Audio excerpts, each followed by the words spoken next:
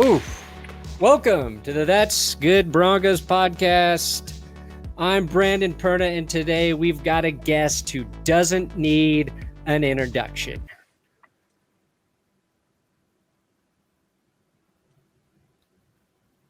Are you going to introduce me? Derek Wolfe's here! I don't know if that would be funny, but I wanted to start this off with just a dead silence. I think that's... Well, I didn't know. Listen, when it comes to this electronic stuff, it's like another language to me. So I didn't know if like it cut out, what was going on there. I was like, wait, did I lose him? No, I'm just being a fucking idiot. Derek Wolfe is here today. Will Keys is always here with me. Today's episode brought to you by DraftKings Sportsbook. Use code DNVR when you sign up. And of course, my coffee company, benchwarmerbrew.com. Derek Wolfe, 10 years in the NFL. Yeah. Recently retired, Super Bowl champion, defensive end for the Broncos, game wrecker, threatened to eat children. We've got a whole bunch of things to talk about today with Derek Wolfe. And I wanted to start it off, though, because how old is your youngest daughter, right? You have a daughter and a stepdaughter? Yeah, my youngest is 3 and my oldest is 15. Okay. My youngest, well, I have one daughter. She is almost 2. And so, like, I've seen, like, anytime, like, football players that I follow and they're posting stuff with their kids, like, now I'm, like, into it and fascinated. I'm like, oh, yeah, he's out there being a dad, too. He knows how hard that job is. Mm-hmm. So, like, one of the things I get with my kid is people, they're, like, always trying to be funny, but, like, oh, you better watch out when she turns into a teenager. Those beautiful eyes, you're going to be. And I'm like, dude, when boys turn like 15 or 16, they're going to be as big as me, and they are not going to be intimidated by me. So instead of like a godfather for my child, I was wondering if I could hire you or officially name you to be the intimidation father to come over and intimidate any of her future boyfriends, because I don't think they're going to be scared of me ever. Here's the other thing. These kids, they're not afraid of anybody anymore. Because everything is like, they just will sue you. Like, it's like they're trying to get you to hit them. Like, it's not yeah. Like, it's like it's crazy to me. Like, they have no respect. These kids, this generation has no respect. It's out of control. Yeah. It's absolutely out of control. But I will say that, I have a 15-year-old. She goes to Cherry Creek High School. She is, people treat her with respect. I think there is a little bit of fear there. Yes. Because I would say so. Because I will rip someone's throat out. Yes. If they do something to my daughters, they will die. Oh yeah.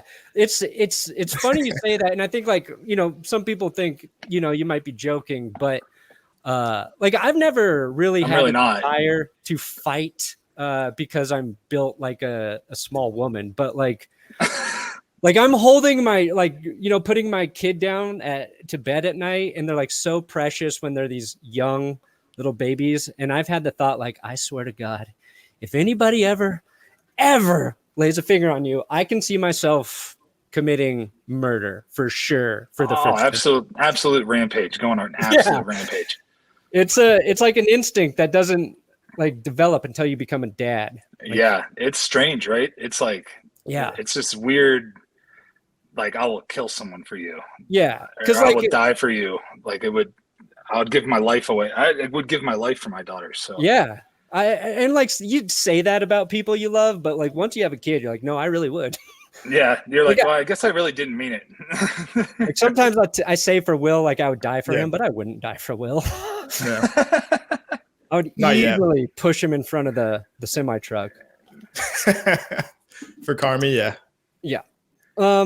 Okay. So there's a lot I want to talk about. One thing, man. Okay. Broncos training camp's going right now. And I know you've been there. I think like the announcing of you retiring feels like fans have been super supportive and positive there, but kind of being around the Broncos again after your stint with the Ravens. And I wanted two questions. One is like, what's like the big difference between the Ravens organization you noticed and playing for the Denver Broncos? And then coming back here and kind of seeing like the guys at training camp, What are your thoughts about the team heading into this season? I would say that there's very similar. It's a very similar vibe. You know what I mean? Like they have the owner there. Steve is like he's such a class act guy. He's around a lot. You know, he wants to see the team succeed, and there's a championship mentality. Like they want to win championships. Right.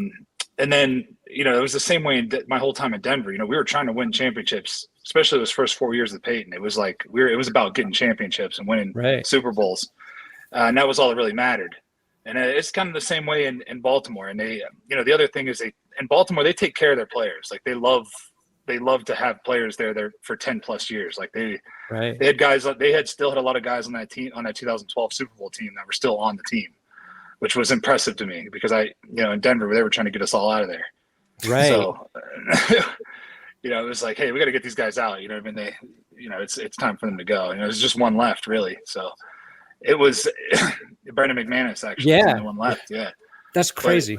But there was like 3 or 4 guys. I think it was 3 different guys that were still on that team. Yeah. Yeah. It was 3 guys, Jimmy Smith, Justin Tucker, and Yonda? Marshall Yonda? Oh. Did the Ravens just – oh, there we go. Yeah. Sorry. I had a phone call. Coming in. It was probably important too. Yeah. No, it was all right. It's all right. It's all good. But anyways, there was like 3 guys on that team still, which was impressive to me because, you know, it was 10 years ago. Right. So they were like 12, 13 years in.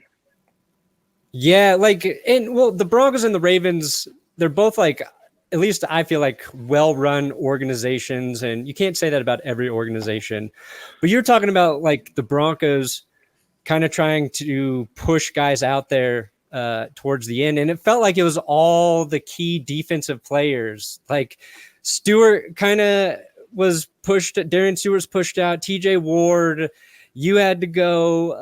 Aqib Talib, you know, they traded over to the Rams. And it was just like every year. It felt like Chris Harris, one of the guys like I friggin' loved watching through that 2015 Super Bowl run, like all the key contributors.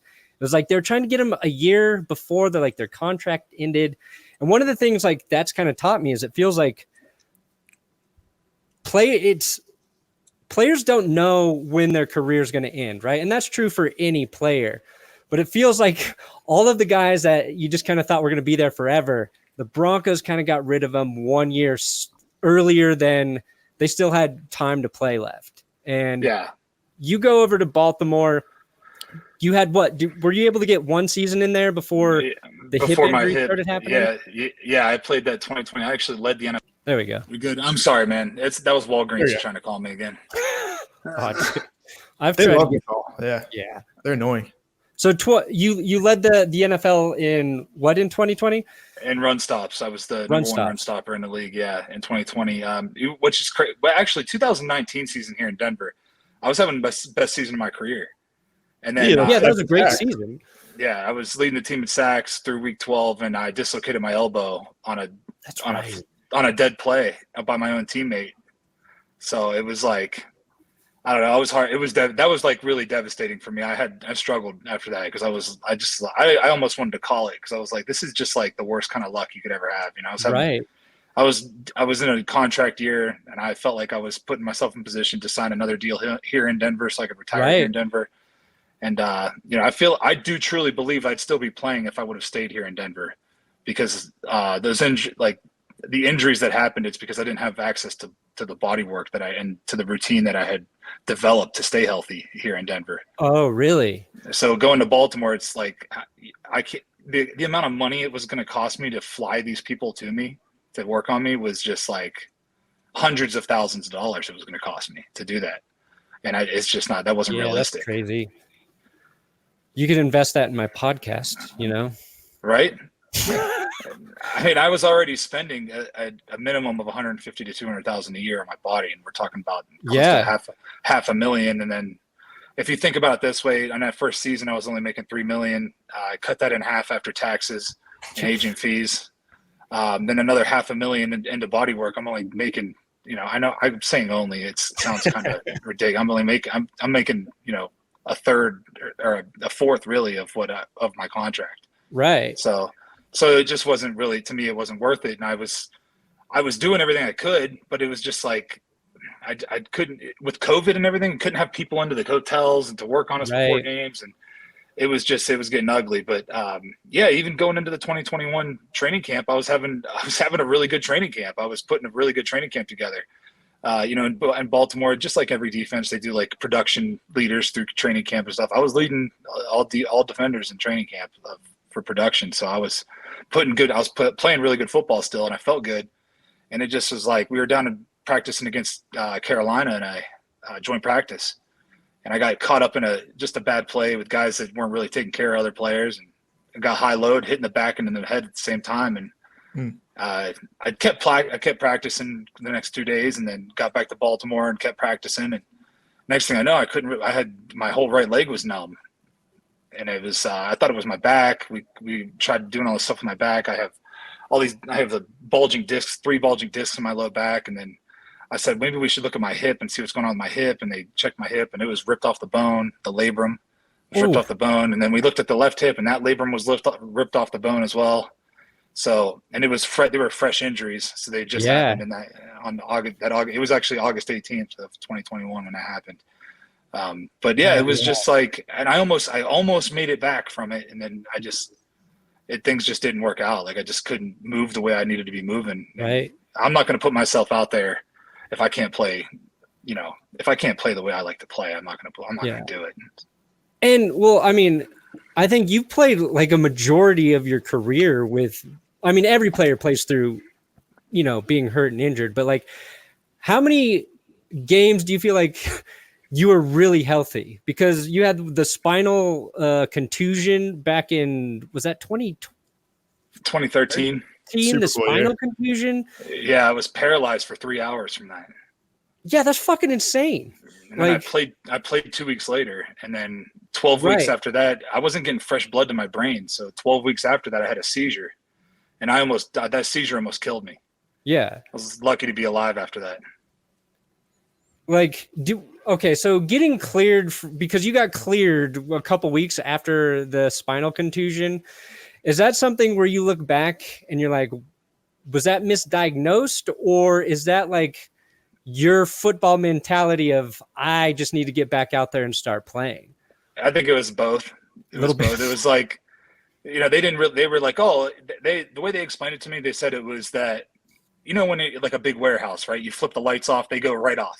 But when you flip them back on, it's like ding. It takes a while, right? It takes a while for those lights to turn back on. That's what they told me. They were like, oh, that's all it was. It was like, they told me it was a bad stinger. I don't know if you know what a stinger is, but that's why I was actually watching. It's funny because I was watching that episode you did after I went off on Nikki, after I got mad at Nikki for saying a stinger again.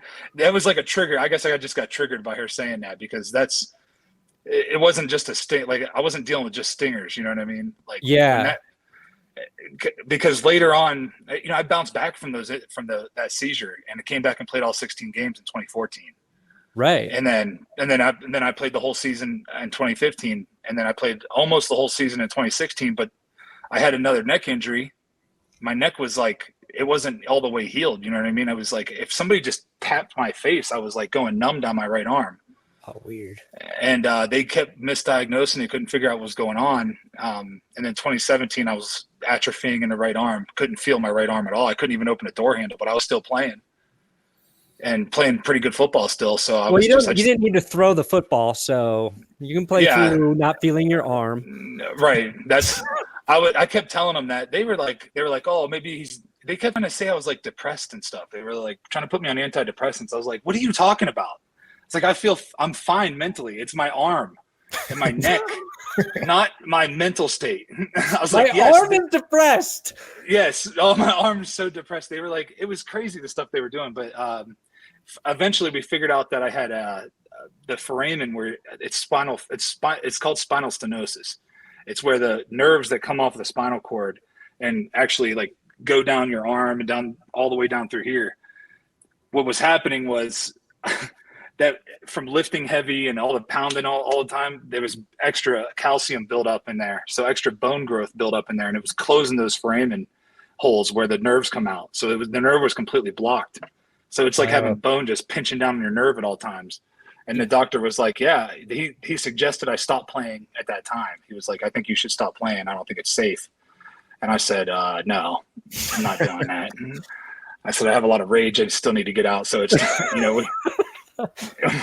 we need to fix this and figure it out. And he was like, well, he's like, you can do a foraminotomy and try it. So I talked to another friend of mine here who's a neurosurgeon here in Denver. And he was like, yeah, we could do a foraminotomy. And also all the tendons in my neck, all the facets, they were all torn, just ripped apart. So we took stem cells out of my femur, or actually out of my hip, took stem cells out of there, spun them, and they dripped them on all those facets. Oh shit. And then he opened up that foramen. So he like went in there and drilled it out. And I woke up and was like, oh man, it feels great. Like came back in relief, right? Yeah. Instant relief. Came back in 2018, played every game.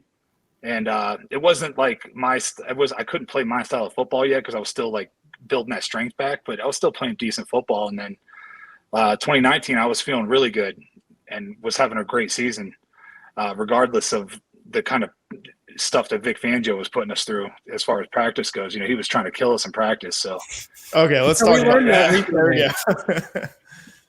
And well, that's also kind of something I guess I wanted to ask you about, like, because to me, like, I feel like your mentality is just like always go as hard as I can, and you're going to gravitate to like coaches who kind of coach that way. And that's like just my perception, right? So it's like we all thought like, Vic Fangio, defense, they all loved him and things were great. But then we learned like that wasn't the case.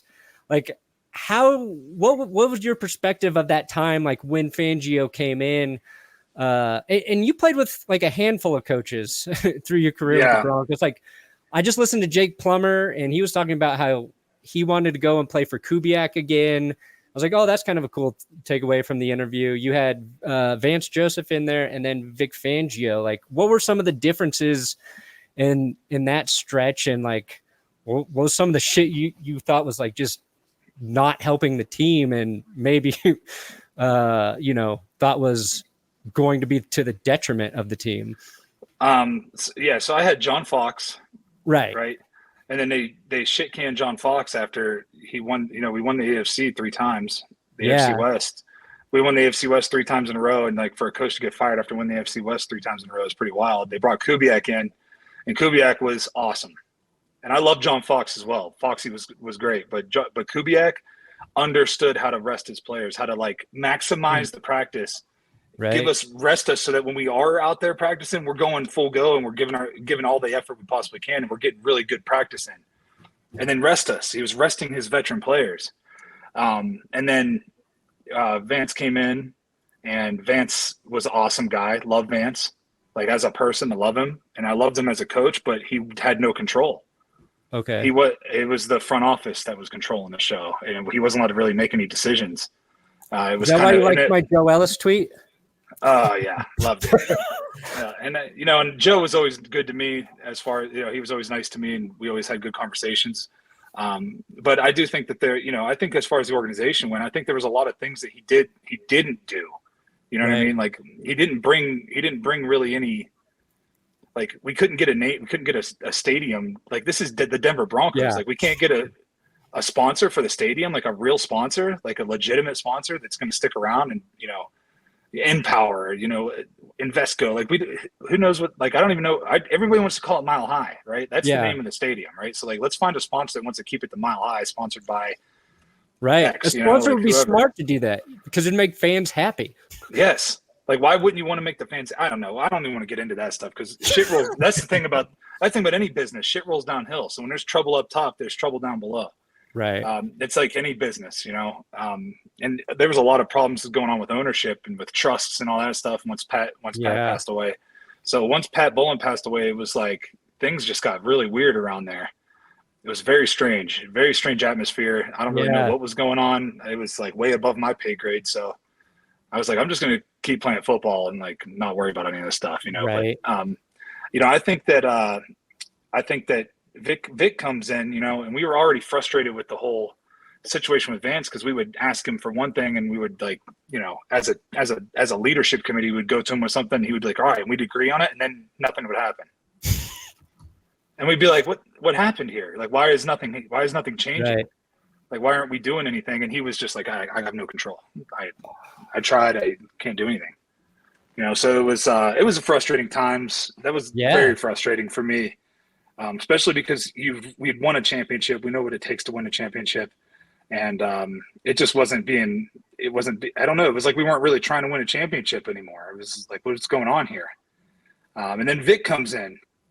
And Vic is like, I remember the first thing he said to us is like, I don't believe in science. I was like, what? Good intro. He's like, I don't believe in science. We're going to work and get calloused. And I'm like, oh, great. Calloused again. Yeah. Yeah. I'm like, oh, great. So he's going to try to kill us in practice. I remember San Francisco came to practice. I think, it was San Francisco. They came to practice with us. And they thought that the script was like, he double sent the practice script to him because there was so much stuff on there. And he was like, they were like, no, we're not doing all this stuff. Like, why would we do this?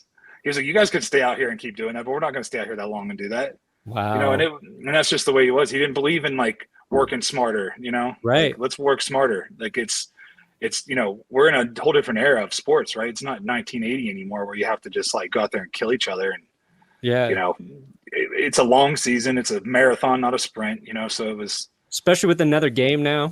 you got an extra game. It was just, I don't know. It was really weird the way things went down with Vic.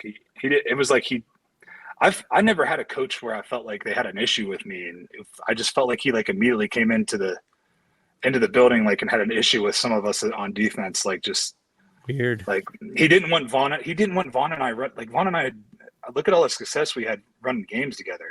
I know. Games. He didn't want us doing that, and that was strange to me. Yeah, no, that's very strange. I think like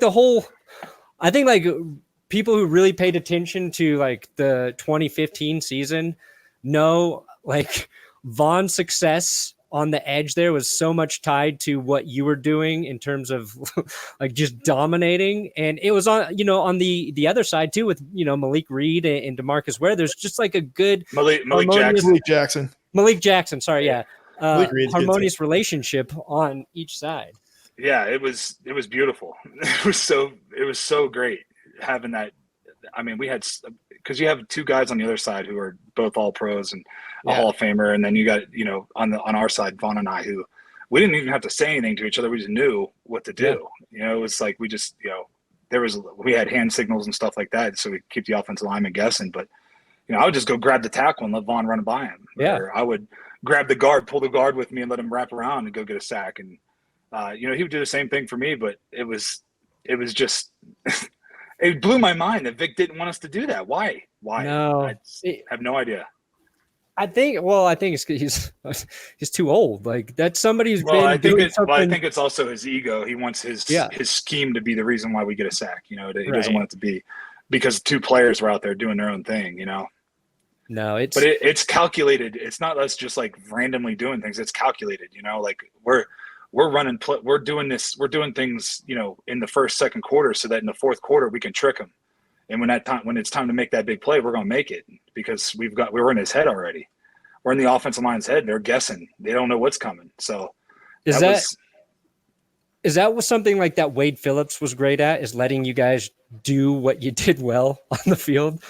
Exactly. If you showed him that, like we would show him in practice that we could do it, and then he would let us do it in the game.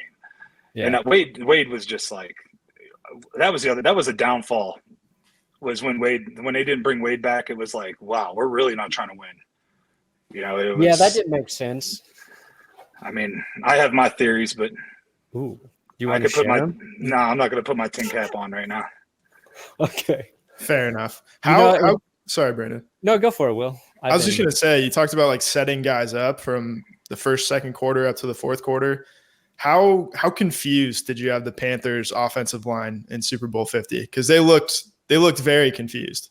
Well, every time their right tackle's right heel was lifted up, it was a pass. So, what a tell! I knew. So I was like, oh, it's a pass. Okay. So and same with, I were just like, salivating over these dudes. And that right tackle. Too. One more thing is that right tackle.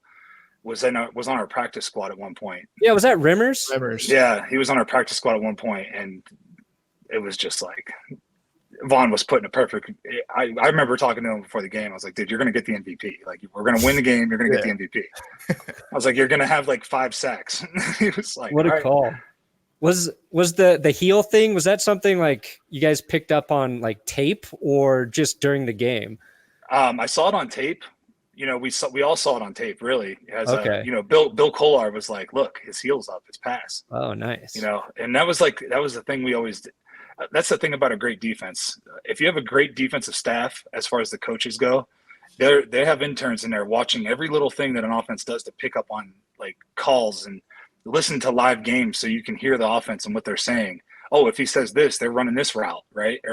And that's we did that. We practiced all that stuff, and our scout team would do a great job of like mimicking that. So we'd go into games, and it was like a lot of times I knew it was coming because we would line up and we practiced it all week, and it was like muscle memory. Like, I made a play in the practice, I'm going to make the play in the game. Right. It was great.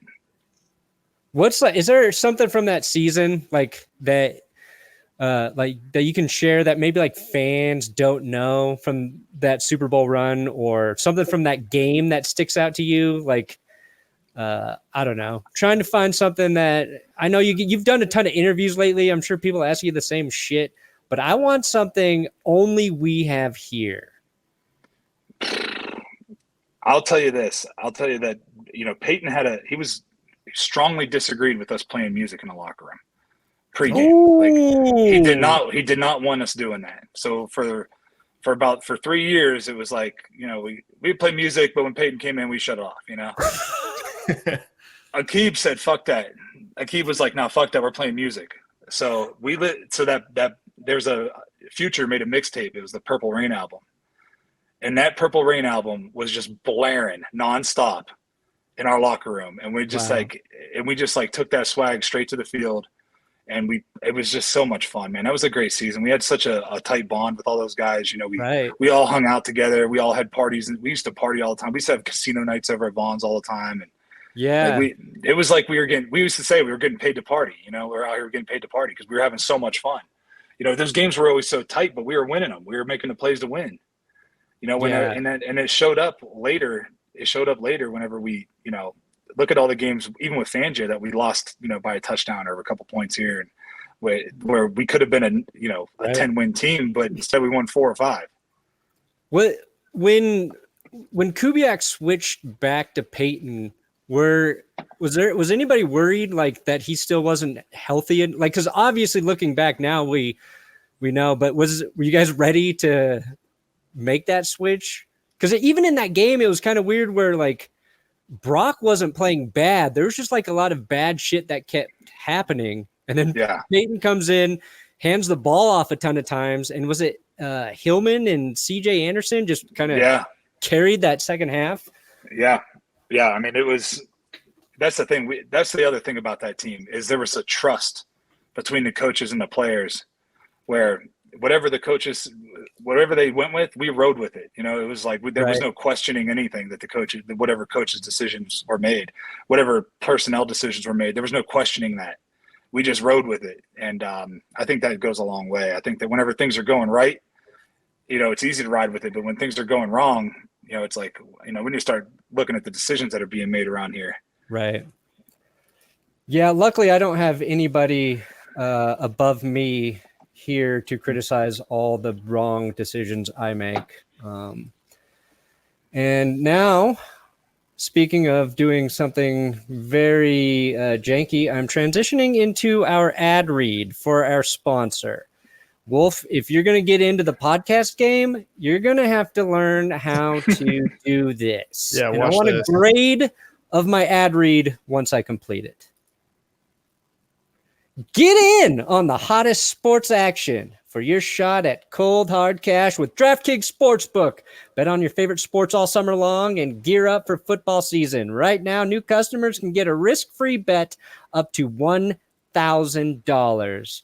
Just make your first bet up to $1,000. And if it doesn't hit, you'll get another shot at a big win. Plus, with same game parlays, spreads, money lines, over-unders, props, your betting options feel endless. Best of all, DraftKings is safe, secure, reliable, and you can deposit and withdraw your cash whenever you want. So download the DraftKings Sportsbook app now. Use code DNVR. Make your first deposit and get a risk-free bet up to $1,000. That's code DNVR only at DraftKings. You got to be 21 or older. Colorado only. New customers only. Minimum $5 deposit. Risk-free bet paid out in the form of non-withdrawable free bet token. Max 1,000. Restrictions apply. See DraftKings.com/sportsbook for details. Gambling problem? Call 1-800-522-4700. How'd I do? Pretty good. That was pretty good. Yeah, not bad. I can read. Okay, Will, you're up. Pressure's on. For 10 questions? No, I'm going to do 10 questions. Oh, okay. Well, I was going to ask you, I don't know if you're a college football guy at all. I know you went to the University of Cincinnati. Oh, yeah. Go Bearcats. They had a pretty big year. They were pretty well represented in the last draft. Sauce Gardner, Desmond Ridder, Myjai Sanders, a lot of those guys. Is there one guy or one kind of under the radar guy that you're really looking forward to in the NFL? I mean, I think Sauce Gardner is going to be a dog in the league. I think he's got everything you could ask for in a secondary guy and a lockdown corner. I know he's not an under the radar guy, but that's the guy that I'm really excited to see. What? Yeah, we're big on him. Obviously. Yeah, no, I think he's like, I love good defensive players. And when Elway drafted you, because you were the first pick, it was second round, but that was the first pick, right? Yeah. And like, I don't watch very much college football, but I watched your interview, your like rookie interview, I think it was your introductory press conference or maybe something the Denver Broncos did. And maybe you can remind me of the exact quote if you can remember it, because I can't find it online. But you said some shit about like, I'm going to be like Freddy Krueger because like it was Freddy Krueger because I'm going to be like a night. Do you remember the quote? Yeah, it's so Freddy Krueger. If you ever watched any of those, sure, yeah, if you ever watch any of those, Nightmare on Elm Street, you can't kill him. He just keeps coming back. That's right. Right. And like, that's the way I modeled my game. It's just like, no matter what, I was just going to keep coming back. I wasn't going away. Yeah. Like, I'm going to be there every single time consistently in your nightmares. Yeah. I was like, oh yeah. We got the right guy here. That quote, I was like, Derek Wolfe fan right there. I know I have that clip somewhere, but I can't find it because I'm not organized. What was do you remember much from draft night when you got selected? Like, I remember the day. I remember the whole day, really. I remember I was really pissed off I didn't go in the first round because I felt like, as far as my numbers went my senior year, I should have been a first round pick. Right. So I was like pissed off about it. So that next day I punished myself in the weight room. I went and did some crazy workout that like, it just annihilated me. And it was, I'll tell you if you want to know what it is, if you're interested, yeah. Because I know it's still one of the hardest workouts I've ever done. I can do a lot of push-ups.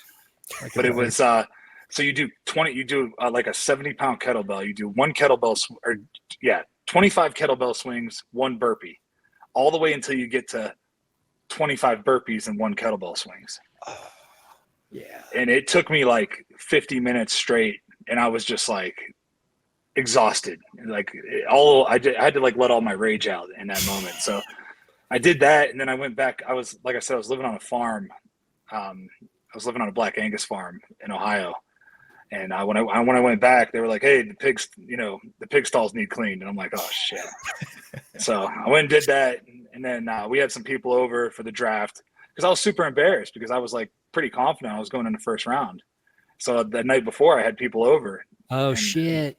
So it was like super embarrassing, and everybody was talking shit to me because it's just the environment that I lived in was just like, "Oh, looks like you're not going.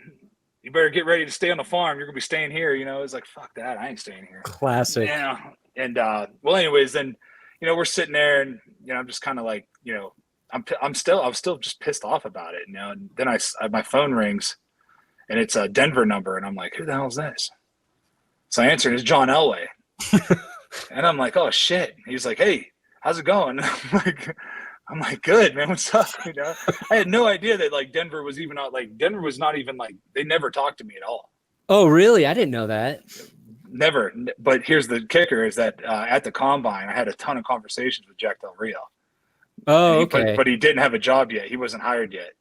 So I had a ton of conversations with him, and we talked a lot.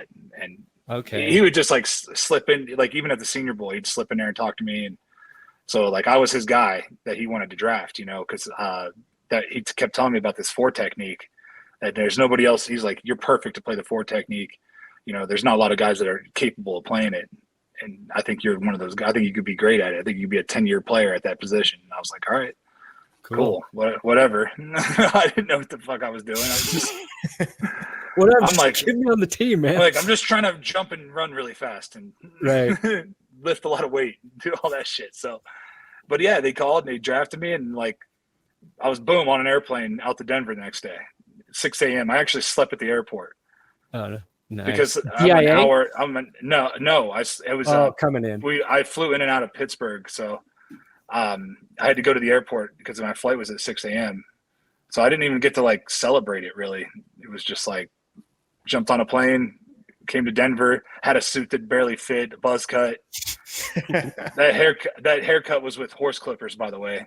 Oh, yeah, they used horse clippers on my head. So nice. It was just like, it just was like a ugly young kid, just broke. I had like $7 in my pocket, like that's all I had. So it was like crazy. My life was just about to change, and I didn't realize what was actually happening. I was just like, yeah, it was so surreal to me. Were there teams you thought you might be going to in that first round? Yeah, it was. I thought Pittsburgh. I thought it was either going to be Philly, Pittsburgh, Baltimore, New England. I thought one of those 4 teams was going to take me in the first round. Yeah, you feel Thank like you God were that didn't Pittsburgh happen. fit. Yeah. What was that, Will? I said, thank God that didn't happen. Yeah, I know. Shit. I'm happy the way it turned out. Yeah, because I mean, they played. You played Pittsburgh and New England on the way to the Super Bowl too. So yeah, that's true. We're all very grateful. I had a thing here where I'm going to ask you like 10 questions quickly. You can give me short answers. You can elaborate. But some are going to be stupid. Just going to preface it. Some are going to be good. We don't know. Will, do you want to go like every other question? So it's like tag team this shit? Sure. All right. I'm going to call this segment 10 rapid fire questions for Derek Wolfe. Okay. Question 1. Now that you have children, would you still threaten to eat Phillip Rivers' kids? Yes. Yes. All right. Appropriately, this is number 2. Did Lamar Jackson actually take a bathroom break in that Monday Night Football game against the Browns? Yes. Yes. Oh, we got confirmation. Okay. Scariest guy you ever played against? Scariest guy. I don't know, man. I just was never scared of anybody. The man. I'm not trying to sound like, tough guy here, but like, there's never a time where I lined up against somebody like, ooh, maybe shivering in my boots, Yeah. Let me rephrase it. Somebody who surprised you that you played against. Okay. Yeah. Joe Thomas. Joe Thomas. And I knew he was going to be good, but I knew he was going to be that good. I was like, oh, this guy's next level. Like, that's pretty cool. He grabbed a hold of me, and I was like, whoa, okay. Like, just like super strong, or it's just his hand, everything was perfect. Like, he just didn't make a mistake. Like, you couldn't catch him slipping because he was like going to be perfect every play. That makes sense. You had to like bring it every single snap against him. Okay, Joe Thomas. All right, number 4. Did you have a lawyer or agent thoroughly review your one-day contract with the Broncos before signing? No. Okay. Which quarterback do you wish you could hunt with your bow? That I could hunt? Yes. Oh, probably Phillip Rivers. Yeah. Nice. Okay. I guess you kind of answered this. Oh yeah, If you want to make it more general, if you want to go past the offensive line, best player you ever faced. Best player I've ever faced. I got to tell you, one of the hardest tackles there is that I ever had to make was Marshawn Lynch. He was hard running back to tackle. Really, I mean, difficult. That was one guy where I was like, man, I don't want to have to tackle him, 15 times this game. Like it's gonna suck because my rookie year, we were playing in the preseason. I went to rip off. I was shedding off a block, and the offense lineman was like hanging on to me like this, and Marshawn hit me in the face, and it felt like my whole face exploded. Like it was like bah, and it was just like my face and head was just numb the rest of the game. So he's not playing when he would say run through a motherfucker's face. Yeah, he'll run right through you. So that was one of the hardest tackles probably the hardest running back I've ever had to tackle. Derek Henry I never thought was tough to tackle. Like he runs kind of tall, but the way Marshawn was built and the way he ran the ball, yeah. Yeah, the Broncos had Derek Henry's number the last couple of times. I handled him in Baltimore as well, so I wasn't like he's a great back. Yeah, he's a great back, but we handled him. Okay, this oh man, all right, best you get the good question. Well, okay, best teammate you've ever had. Oh, that's a tough one because I mean Peyton, DeMarcus Ware, Keep to Leave, T.J. Ward, great teammate, Von Miller, great teammate. I got to say Peyton though. Peyton was probably the best teammate I'd ever played with. Even with his no music rules. Yeah, even with his no music rules, because he still treated he treated everybody like family. Like everybody was part of his family. He didn't treat anybody less than or act like he was above anybody else. He was just, and a guy in his position, he could have easily acted that way. I think it's funny that you guys listened to Future back then because I have a feeling that they don't listen to that in the Broncos locker room anymore with Russell Wilson. Yeah, they definitely aren't listening to that. Yeah. Way to make it way to make it awkward. All right. I don't think you're going to – maybe you will, but you might not answer Peyton Manning for this one. You're in a street fight, and you have one former teammate by your side to fight with you. Who are you picking? Brandon Williams. Oh, it's a deep cut. Big baby. Yeah. Number 98, our nose guard when I was in Baltimore. That's who I'm taking. Yeah, he's huge. Okay. I didn't expect that. He's a big athletic dude, too. I'm talking he's 330 pounds doing backflips. Yeah, that's crazy. Yeah. Have you watched Hard Knocks at all?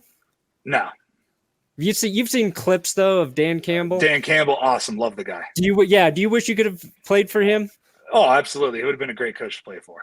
I probably would have just wrecked myself playing for that guy because he was makes you want to run through a brick wall. Right? I'm just watching. I'm watching sound bites of him. I'm like, I want to run through a brick wall for this guy. Okay. And he's just walking around saying D's nuts and stuff. Like, he just sounds like it. I mean, he just seems like an awesome coach, and it's good because it seems like he's changing the culture over there. Yeah. No, we're big Dan Campbell fans, but you never know how players actually think about it. So I just kind of want to get your take on if that translates, and I'm glad that it does. Oh, I would have loved to play for a guy like that.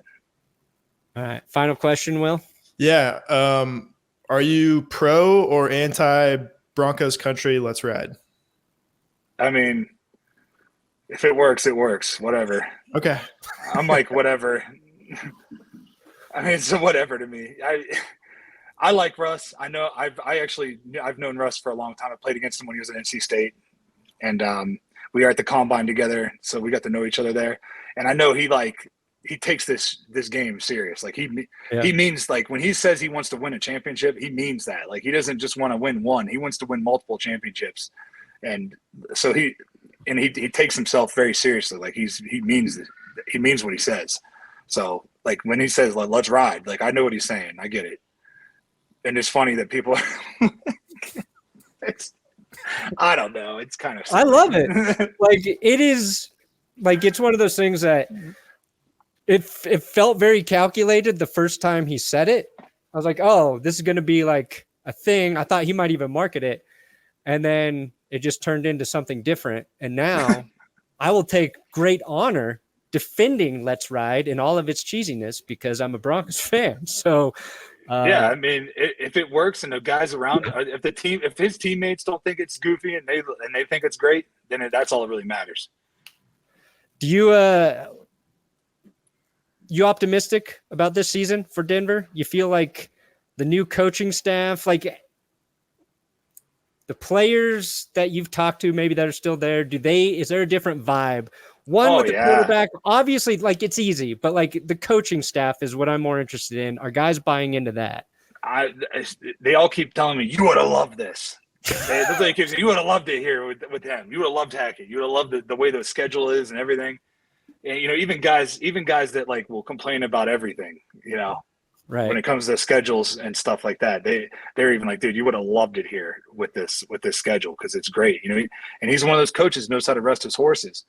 Yeah, and I heard a lot of people like saying, oh, they're not practicing today. They're walking through doing this. That's calculated. There's a reason for that. Like you don't need to be out there killing yourself every single day. It's a long season, so resting your horses and your star players is important.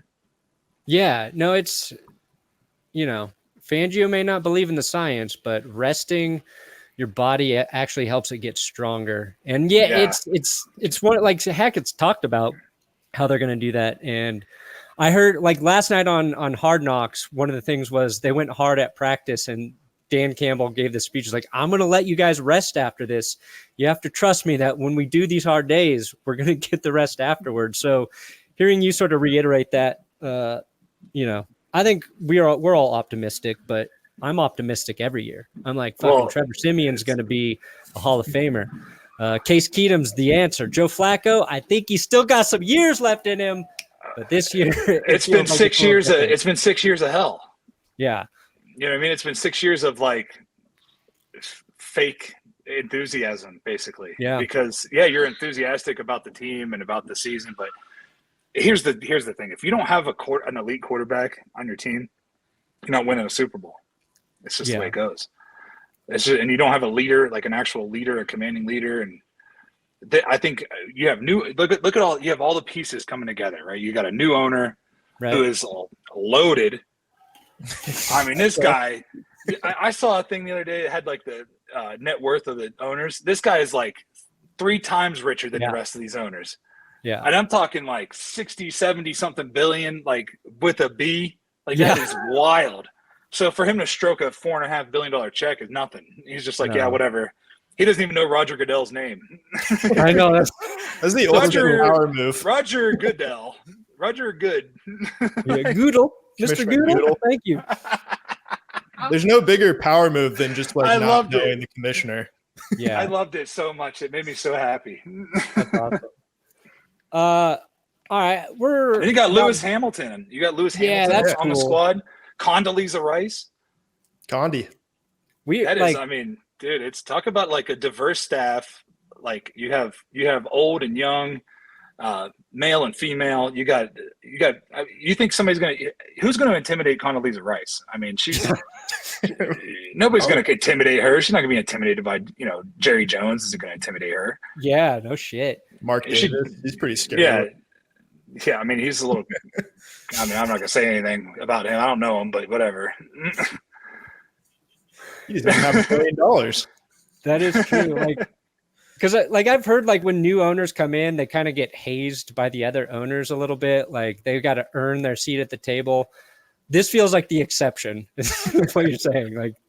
Yeah, I think you said it on Twitter. You said every time you shop at Walmart, you make my team richer. Exactly.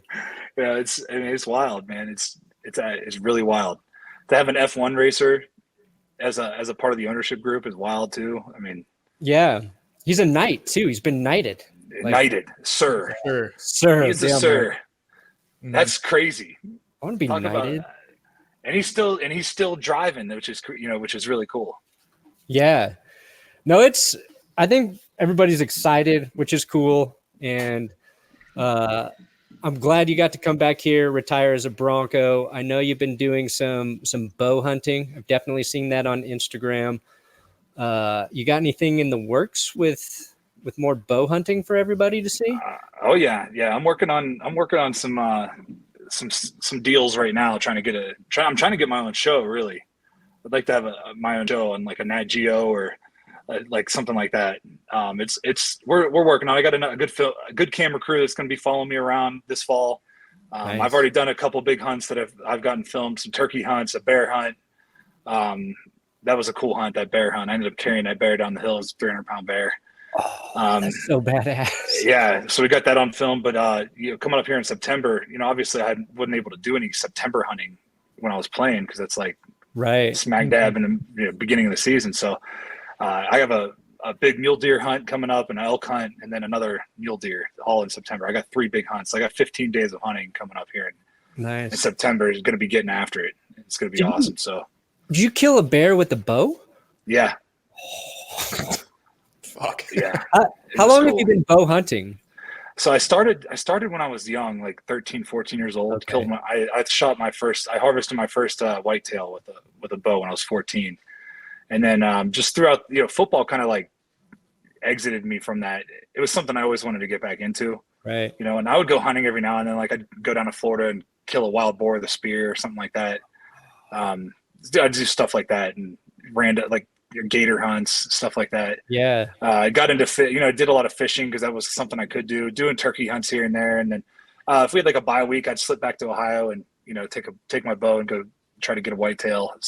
Just stuff like that. But now that I can like dive into it, I'm really going to dive into it. And I just cannot wait to get out there. Do you eat a lot of what you kill?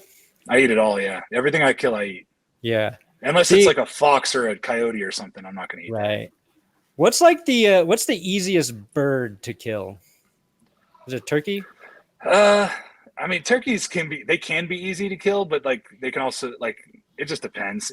I don't think birds are easy to kill in general, but I think ducks probably would be like the easiest one. Oh, okay. Because you just like hang out in the blind and call them. And if you ever seen these duck blinds, they have like a full kitchen in them. Like they're in there like cooking and drinking the whole time and smoking cigs and just calling ducks, and they just come flying in and pow, pow, pow, and it's over. What would happen if you went on to Vaughn's chicken farm and you shot one of his chickens with one of your bows? I mean, that wouldn't be fun to me, so I would probably never do that.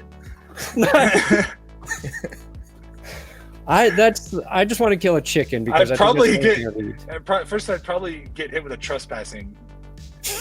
I'm trespassing. Like, when am I gonna sneak onto his chicken farm and just start blasting chickens? Okay, I'm just throwing out ideas here. What am I, a terrorist? Okay, we'll end with that. Mass chicken shooting. Yeah. Be an interesting episode on Nat Geo.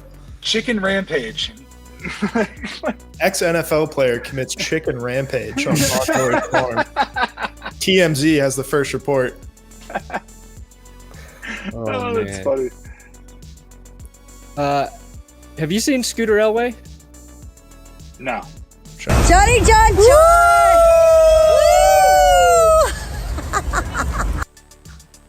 He's been drinking. Oh yeah. yeah. I think we got that one. we end and that John Elway played his entire career without. I just threw in Scooter Elway because he's his entire career without an ACL. Derek Wolfe, thank you for joining us today. Appreciate it. Now that you're retired, maybe we can have you on more during the season. Yeah. Any of your bow hunting things you need to promote or whatever, let us know and we'll be happy to help. Awesome, man. Thanks for having me. And yeah, I'll definitely be back on. I'll jump on every now and then. It'll be fun. Thanks for coming on, man. Yeah, of course. All right, boys. Have a good day. Yeah, you too. See you, Derek. Later.